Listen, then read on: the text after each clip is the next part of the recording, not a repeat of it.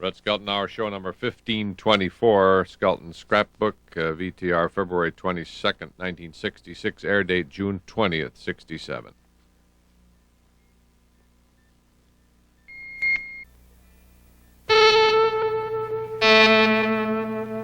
CBS presents this program in color.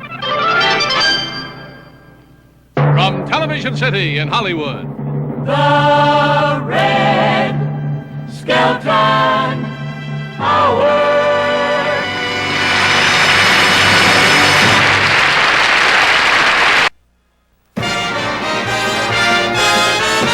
We're proud to present an annual event we call the Skelton Scrapbook. Our best every year is bound to reappear inside the Skelton Scrapbook. When you've enjoyed our stuff, you've been kind enough to write. So we relied on you for the show we'll do tonight. Our guest star, John Wayne.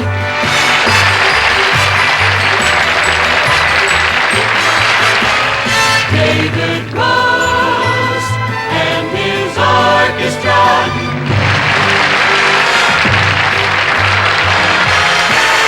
The Alan Copeland Singers.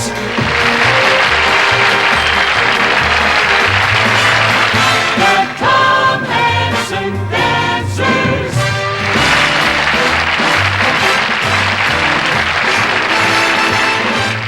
And here he is, Red Skelton.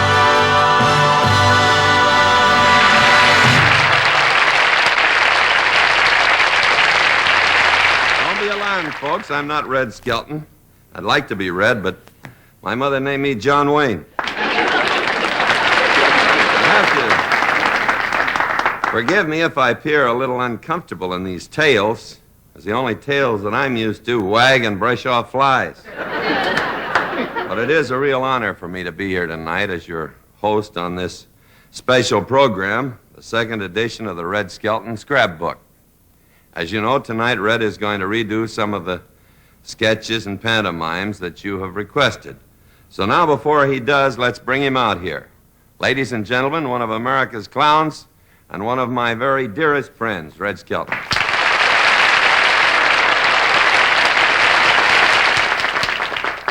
Well, howdy, Red. Well, I'm glad you spoke. I didn't recognize you without a horse under you. Wasn't that sweet of him to have his legs straightened just for this show? Yeah, but first thing in the morning, I'm having them bent back again. Ah. Otherwise, I couldn't get into my other pants. You're not kidding. You know, you walk by his clothesline and see 10 pair of pants hanging there. It looks like you're going through a tunnel. Well, it's a good thing I am bow-legged. Before I kept hitting my head on the ceiling. You know, when he was born, he was very big. He weighed 6 pounds, 9 ounces, and he was 6'2". And his diapers were 44 long. Oh, Red, quit exaggerating. 44 long. They're only 44 regular. Are we going on with this? Yeah. I understand it. He was so big that the stork that delivered you got a hernia. Well, excuse me, Red. Where are you going? Well, I have to pay an installment on this suit. I'm renting it by the hour. Meanwhile, why don't you start your show? Okay. Watch it there. Watch it. He never learned to walk without spurs.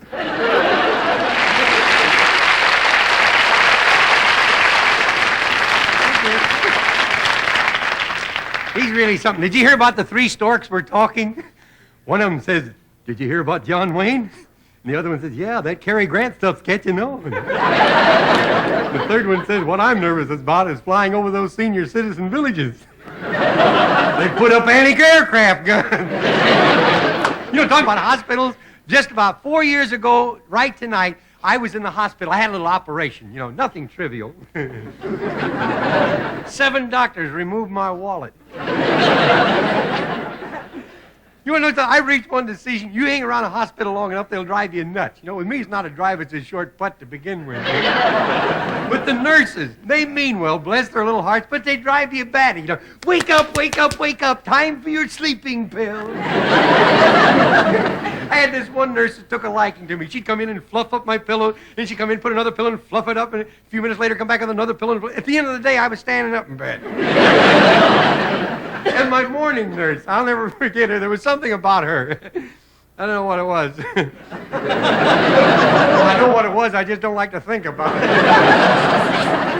She was, I never saw such a crowd of people in one person in all my life. She came in this one morning and she's wearing a dyed mink coat, and it died a horrible death. She would walk in and she had a little medal. It used to say, it said Angel of Mercy. I used to look up at that thing and think to myself, oh boy, this angel had wings, she looked like a Boeing 707. She'd walk in, she'd say, well, how are we today? Did we have a good night's sleep? Did we have our breakfast? Shall we have our bath? Oh, we almost fainted on that one. The way they give you a bath in a hospital, isn't that horrible? Huh? This nurse gave me a bath in bed, the idiot, and I fell out of the pan.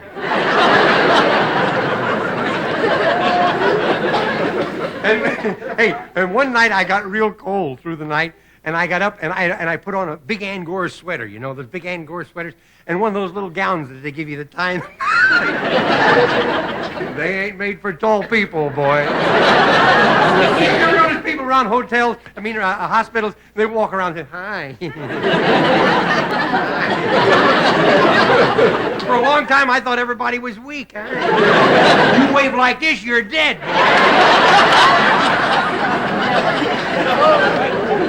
Anyhow, I put on this air conditioner, see? And this big Angora sweater. Now, I get back into bed and I go to sleep. Now, when I wake up, some idiot's shaving my sweater.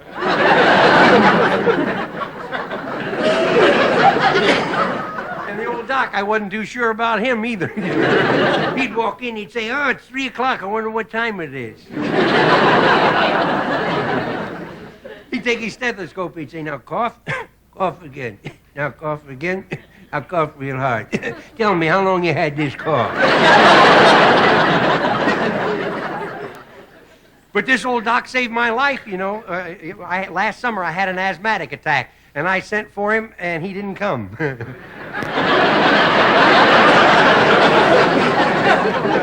And around hospitals, the silly conversations that you hear going on at night. Like I heard these two doctors talking. One of them says, why, this is the strangest case I've ever seen.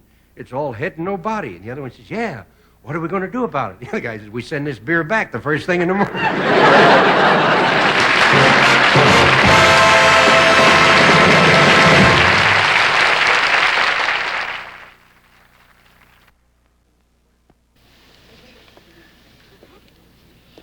Well, either Mr. Wayne had trouble meeting the payment on his rented suit, or he stopped by a theater to preview his latest picture, Howard Hawks' El Dorado. So meanwhile, I'll take over for him. My name is Art Gilmore. Along with Red's comedy on the show, there must be contrast. We feel that the program has the best dance group in television. And to show you what I mean, here are the Tom Hansen Dancers, backed by the Alan Copland Singers and David Rose and his orchestra, doing one of their most spectacular numbers, Matchmaker.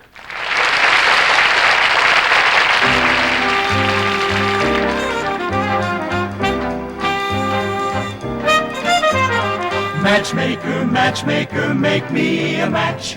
Find me a find, catch me a catch.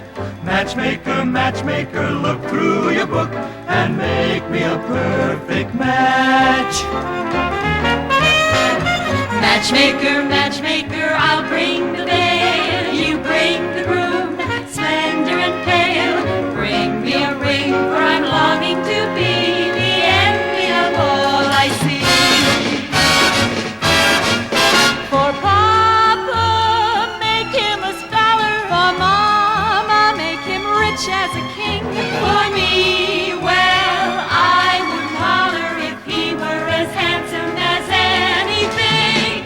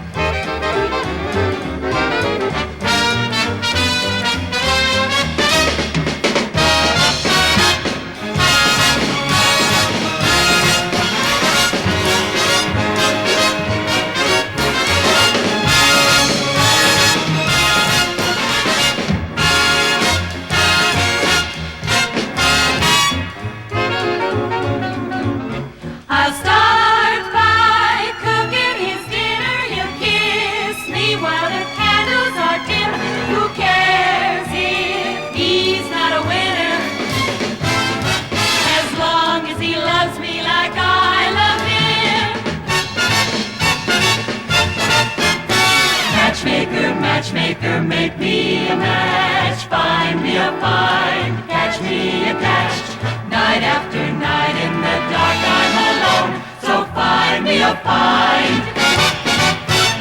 Find me a find. Make me a match of my own.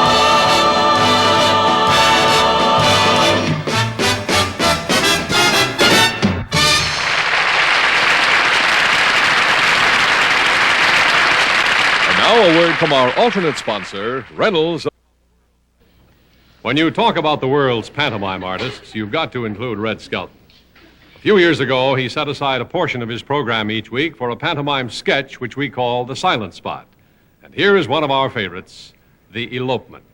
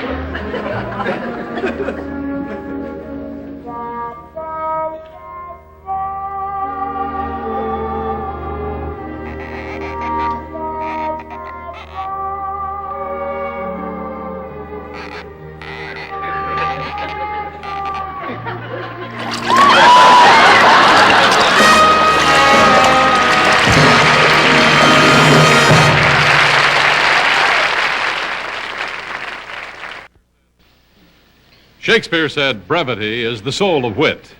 Over the years, we have done a great number of very short sketches, or as they are called in vaudeville, The Quick Blackout. Here are some that you like best on the program.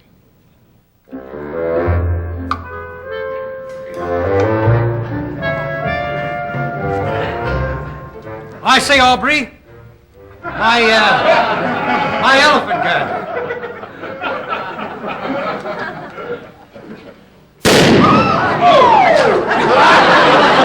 You idiot! I said elephant gun!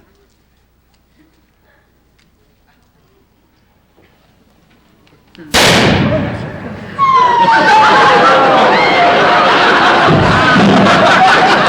night, Chet.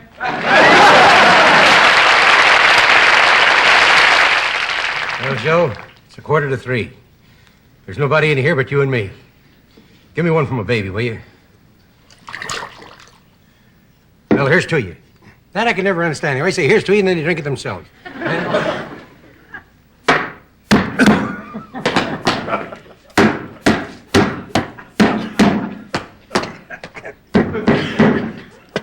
You cut that, didn't you?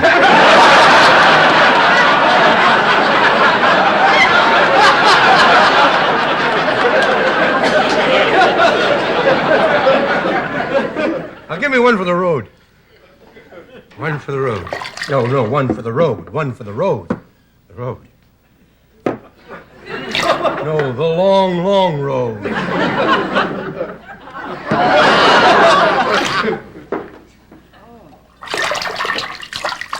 The long, long, long.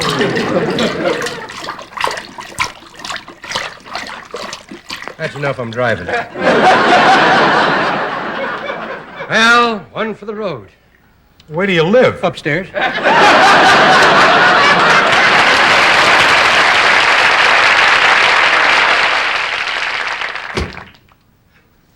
Welcome home, darling.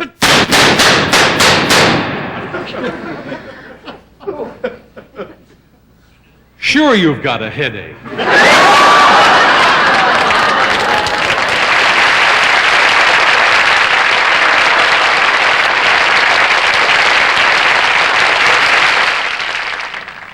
It's got to work. For 30 long years, day and night, I've slaved over this invention. It's got to work. Thomas Edison, will you stop fooling around with that silly invention and come to bed? In a moment, Mary, in a moment. I'm working on this invention. It's got to work. The world is waiting for it. It works! It works! It works! It works! It works! Hello?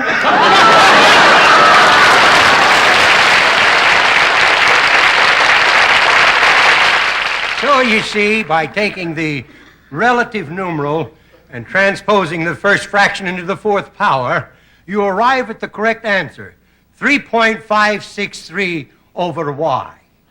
Amazing. Amazing. I see, Doctor. Thank you very much. What a brain. What a brain. Well, I'd better be going. By the way, do you have the time? Oh, certainly, certainly. The big hand's on 6 and the little hand's on...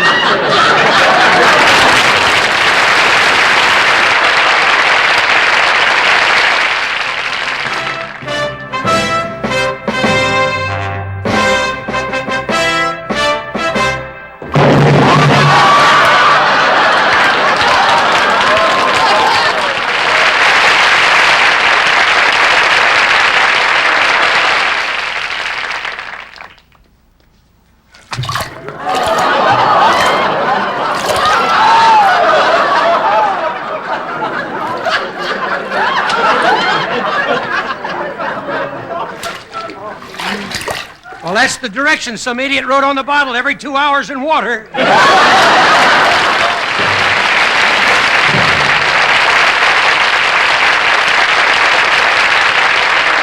Red Skelton proudly presents lovely ballerina Roberta Lubell in The Spectre de la Rose.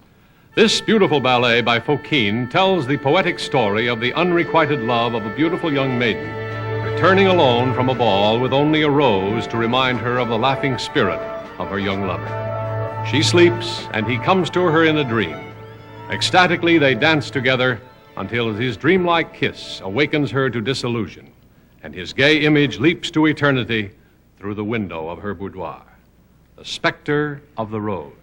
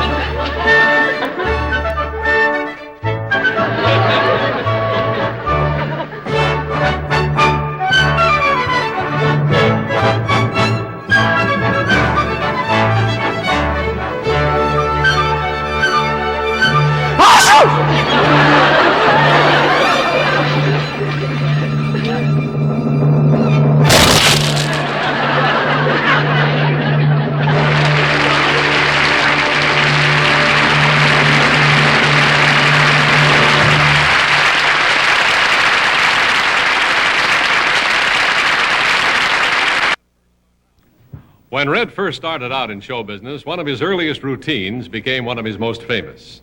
I'm sure you'll all want to see it again. It's called Dunking Doughnuts.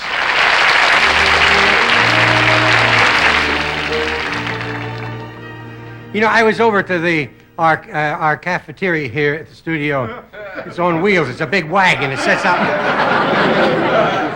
No, but I said to the waitress today, I said, what have you got special? She says, vegetable soup. I said, what's vegetable soup? She said, you ever eat hash? I said, yeah. She says, the same thing, only it's looser. I said, what kind of pie is this, apple or peach? She says, what does it taste like? I says, it tastes like glue. She says, that's apple. The peach tastes like putty. While I was out there, I was noticing several of the people sitting around dunking donuts. But I've reached the decision that a lot of people do not know the proper way to dunk. So I'd like to try to show tonight the way different people dunk donuts and the way to dunk properly. Now, to start off with, you need a napkin. So you... There's going to be trouble if you find that sheet going. Now, if you have a napkin, it's big enough that you don't get anything on you. Now, you should always wear a hat when go dunking. Never go dunking without a hat. Now, the next thing you do is find the temperature of your coffee. Coffee looks like something that rang out of a mop. The coffee should be at a certain temperature. Wow! How sweet it is.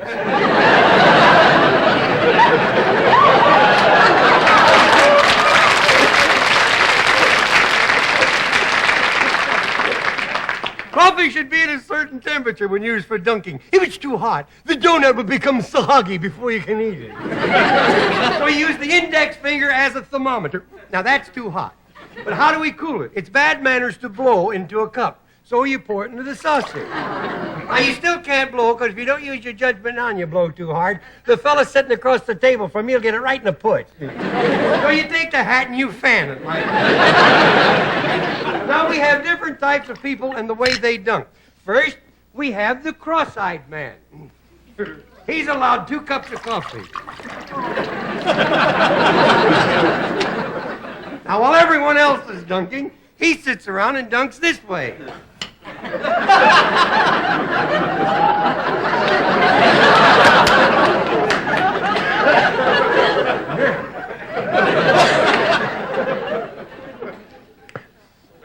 Next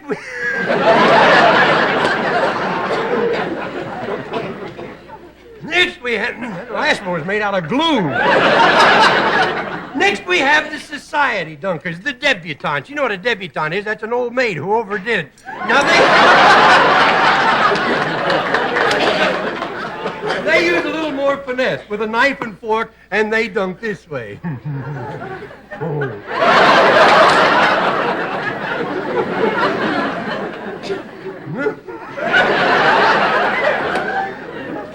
Pardon me while I rinse that last baby.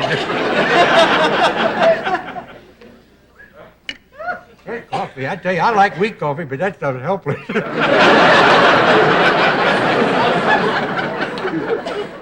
You know, I'm the only comedian in television that uses real coffee.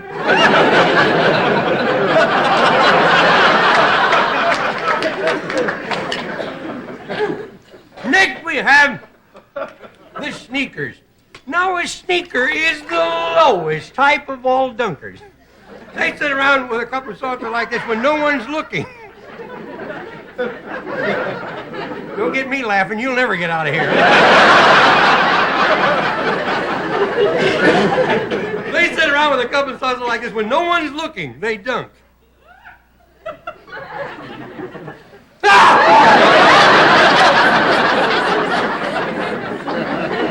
Then when someone is looking, the dirty sneaks, they dunk this way. Oh, my, look what I've done.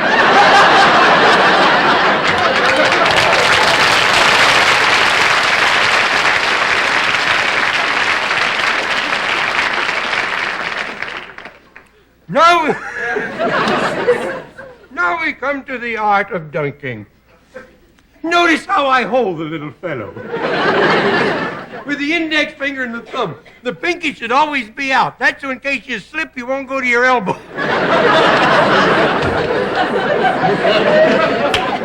If you knew how many times we rehearsed this today.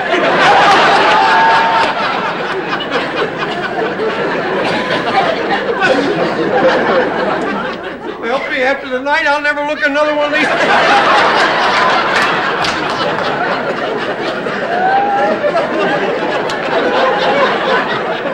I don't know, they get bigger every time.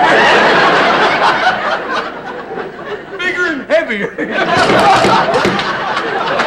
That thing weighs a ton.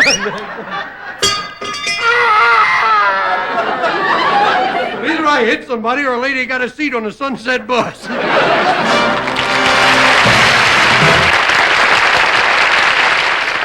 Hey, Red, come here. I've just got to tell you, that's one of the funniest skits I've ever seen. Ah, thanks a lot, Duke. But you want to know something? I give up gladly every laugh that I've ever gotten just to be a cowboy star like you.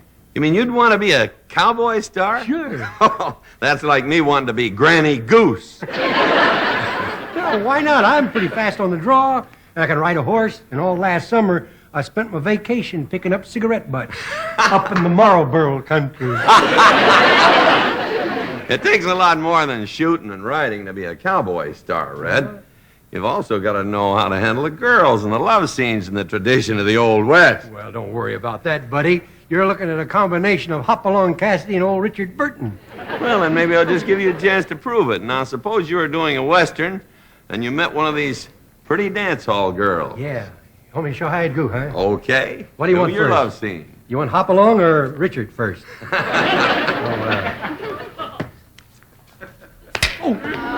No, that's all wrong, Red. Cowboys are polite and very bashful.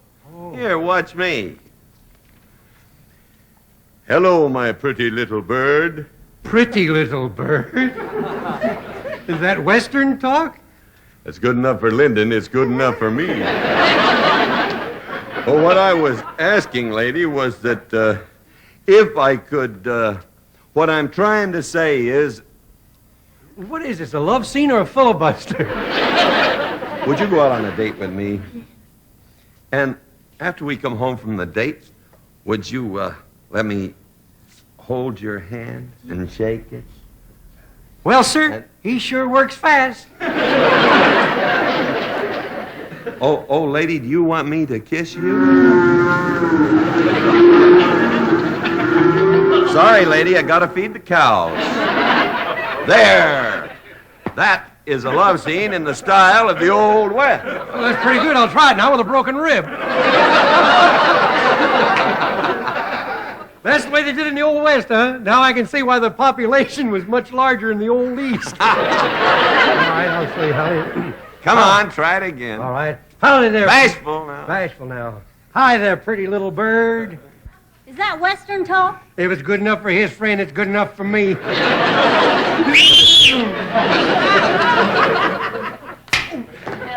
You see, Red, all you're doing is getting your face slapped a lot. Yeah, but I'm getting an awful lot of good kissing, too.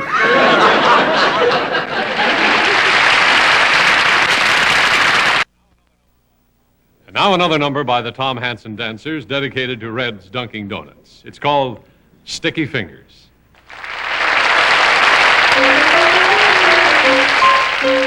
La la la la la la la la la la la la la la.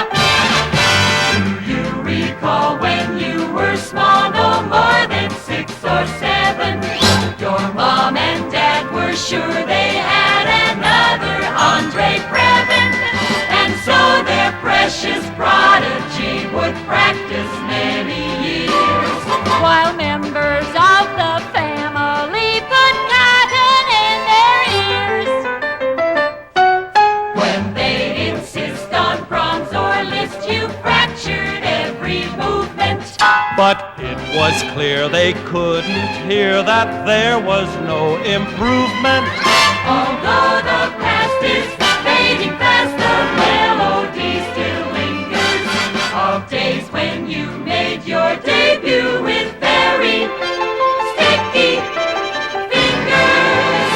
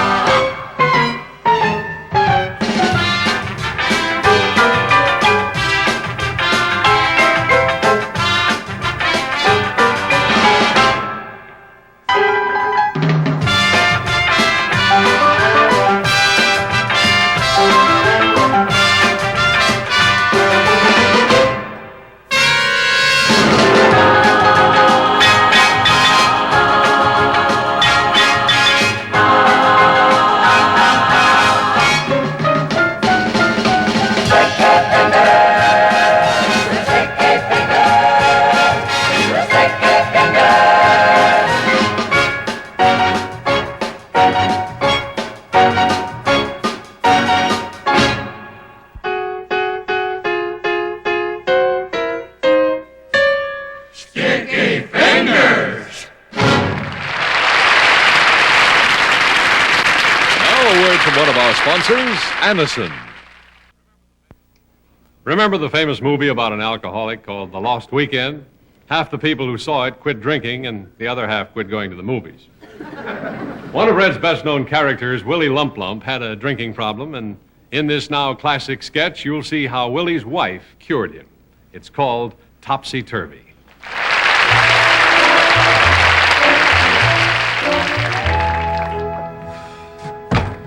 Okay, Mrs. Lump Lump. I got the room all changed around just the way you wanted it.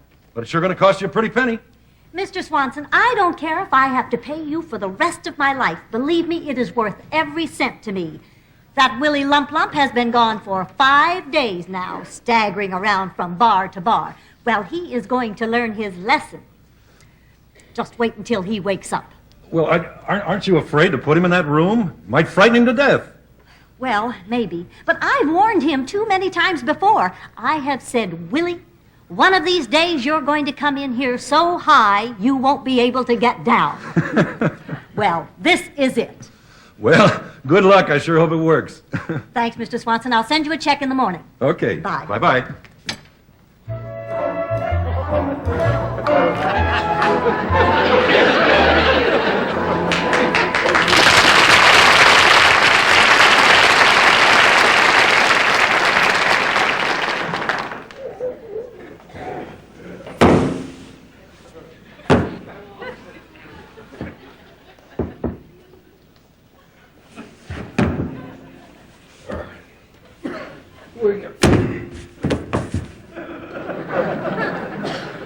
Wait a minute. Wait a minute. How did I get up here? Oh, now, come on. Don't tell me that Lyndon has repealed the law of gravity.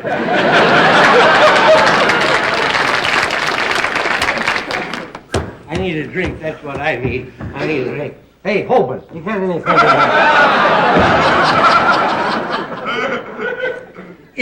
Empty. Seymour's been here. I gotta get down from here. That's what I gotta do. Better warm myself down easy or I'm gonna get hurt. There we are. How does this work anyhow? Gotta try it sometime.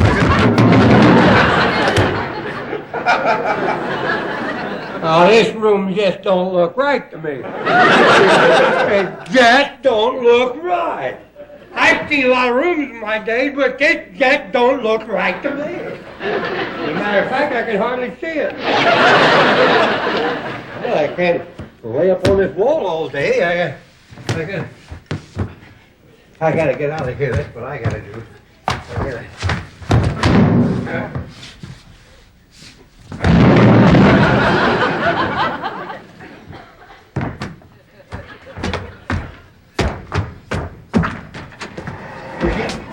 Yes, Willie, what is it?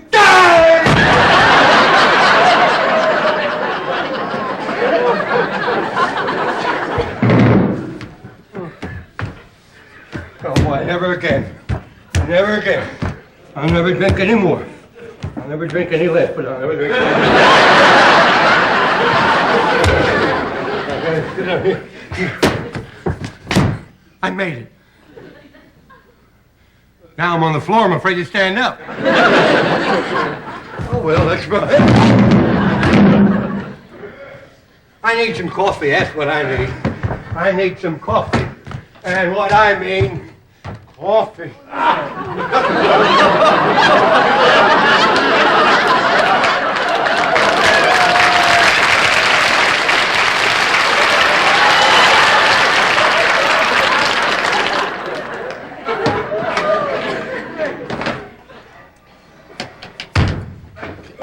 All right, Willie. I guess you can come down now. You've learned your lesson. It was all a gag. Oh, shut up. When you sober up, come down and have your breakfast.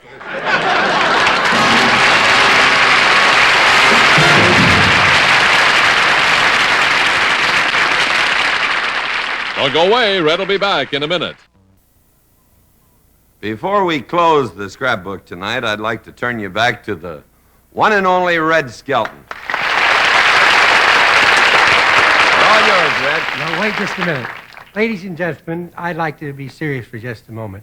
Many years ago, when I first started out in pictures, I was walking across the back lot at the studio, and there was a tall, lanky fella. Lanky fella. A cowboy who was already a big star, and he came up to me and he said, "Red, I just saw your screen test," and I howled. "You stick with it and work real hard, and someday you're going to make it." Well, I'll never forget his kindness. That cowboy is really a fine man, and his name, well, you guessed it, Joe McCrae. Well, thanks for keeping me here to listen to that story, Red. Brought a tear to my eye. Oh, I figured it would, yeah. You know, I got the same kind of encouragement when I started in pictures. You mean Joe McCrae talked to you, too? No, Mr. Ed.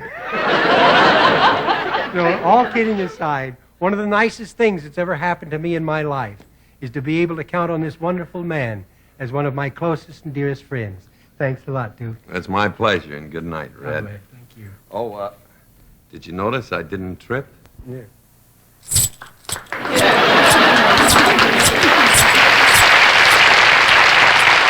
That he put on his propellers.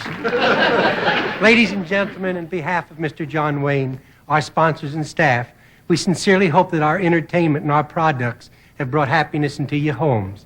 So until next week, we'll say goodbye for now, and may God bless. Good night.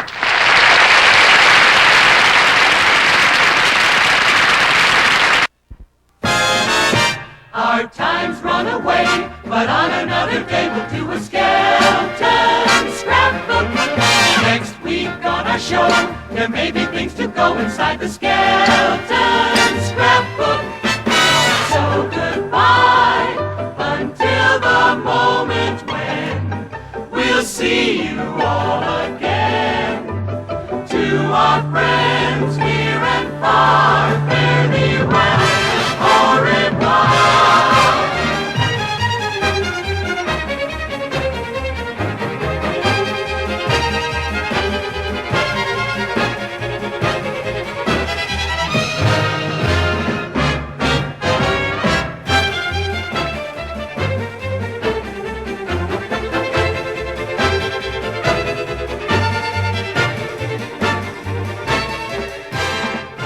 This is Art Gilmore speaking.